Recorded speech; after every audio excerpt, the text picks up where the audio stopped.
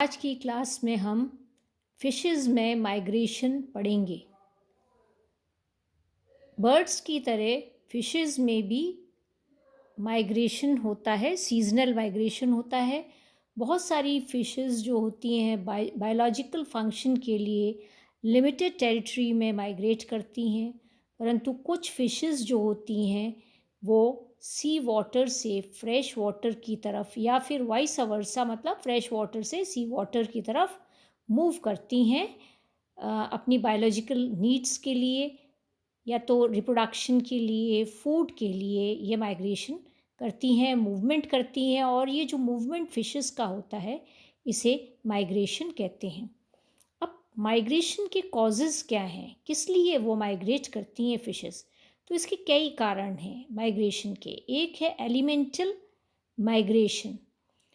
Elemental migration क्यों होता है? जब खाने की कमी होती है, शॉर्टेज होती है, फूड का शॉर्टेज होती है, या ओव्यूलेशन करना होता है, तब साइट्स की कमी होती है, तो तब वो माइग्रेट करती हैं। तो इसका एग्जांपल है सैमन और हैरिंग, कॉड। फिर है गेमेटिक माइग्रेशन। गेमेटिक माइग्रेशन कब होता है फिशेस में? गेमेटिक माइग्रेशन जब होता है कि जब फिशेस को अपने जो अंडे होते हैं उनको सिक्योर करना होता है, जो उनके लार्वा होते हैं उनको सिक्योर करना होता है, तब ये माइग्रेशन होता है कि उनके लार्वा बचे रहें, एग्स बचे रहें, प्रोटेक्टेड रहें। तो हिल्सा एंगुला ईल जो होती हैं और निथोरिंकस ग्लोब्यूचा, ये इसके एग्जाम्पल्स हैं जिनके अंदर गेमेटिक माइग्रेशन होता है।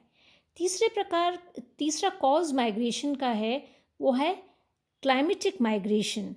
ये क्लाइमेटिक माइग्रेशन क्यों होता है?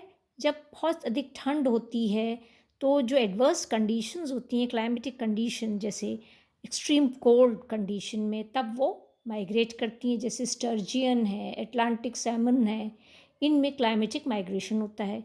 फिर है osmo regulatory migration. Osmo regulatory migration fishes में इसलिए होता है क्योंकि अचानक जब एनवायरनमेंट में कुछ सडन चेंजेस आती हैं एनवायरमेंटल कंडीशंस में, जैसे सडन राइज होती है वाटर लेवल में, पानी का लेवल बढ़ जाता है, तो ऑस्मो रेगुलेशन डिफ़िकल्ट हो जाता है फिशेस के लिए, और इसलिए बहुत सारे नंबर में जो फिशेस होती हैं वो माइग्रेट करती हैं दूसरी जगहों पर। अब है कि माइग्रेशन कितने प्रकार का होता है।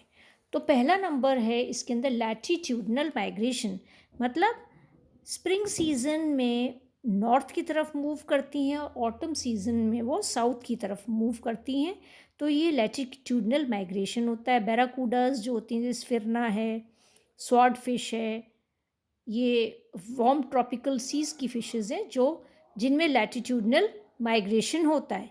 सेकंड जो टाइप का माइग्रेशन है वो वर्टिकल माइग्रेशन है। तो डीप सी फॉर्म्स जो होती हैं वो डेली वर्टिकल माइग्रेशन वो फॉर्म करती हैं, उनमें डेली ये माइग्रेशन होता है। फिर है पोटेमोड्रोमी या लिम्नोड्रोमी। माइग्रेशन लिमिटेड एरिया में होता है, फ्रेश वाटर में ही लिमिटेड माइग्रेशन होता है, जैसे कार्प और ट्राउट्स में ये पाया जाता है। फिर है oceanodromy. Oceanodromy means migration within the sea. पानी में ही माइग्रेट करती हैं, उसी समुद्र में, उसी सी में माइग्रेट करती हैं, जैसे क्लूपिया है, ट्यूना है, मर्कल्स है, वो इसमें माइग्रेशन ओशियनोड्रोमी होती है।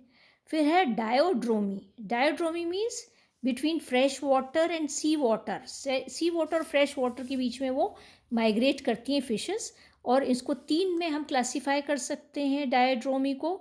एक है catadromous migration, the movement from fresh water to salt water, और ये किस लिए होता है? स्पॉनिंग के लिए, अंडे देने के लिए होते हैं। और बहुत फेमस एग्जाम्पल इसका है कैटाड्रोमस माइग्रेशन का एंगुला ईल का। ये फ्रेश वाटर ईल है, और जब ऑटम सीज़न आता है तो ये हज़ारों किलोमीटर चलकर समुद्र से स्पॉनिंग के लिए ये समुद्र की तरफ जाती है फ्रेश वाटर से।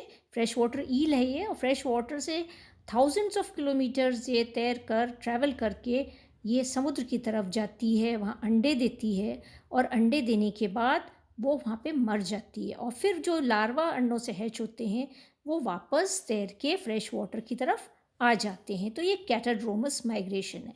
सेकंड जो होता है वो है anadromous migration, movement from sea water to fresh water, मतलब समुद्र से स्वच्छ जल की तरफ फिशेस मूव करती हैं। और किस लिए जाती हैं? अगेन फॉर स्पॉनिंग, अंडे देने के लिए। और बहुत फेमस एग्जाम्पल एनाड्रोमस माइग्रेशन का है अटलांटिक सैमन का।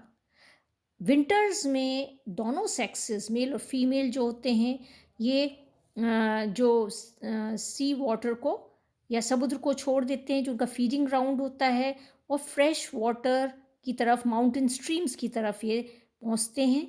वहाँ पर ये अंडे देते हैं, स्पॉनिंग होती है और दोनों एडल्ट्स जो होते हैं वहाँ मर जाते हैं, पर कभी कभी वो सर्वाइव भी करते हैं और वापस सी वाटर की तरफ रिटर्न होते हैं और सेकंड टाइम फिर स्पॉनिंग करते हैं।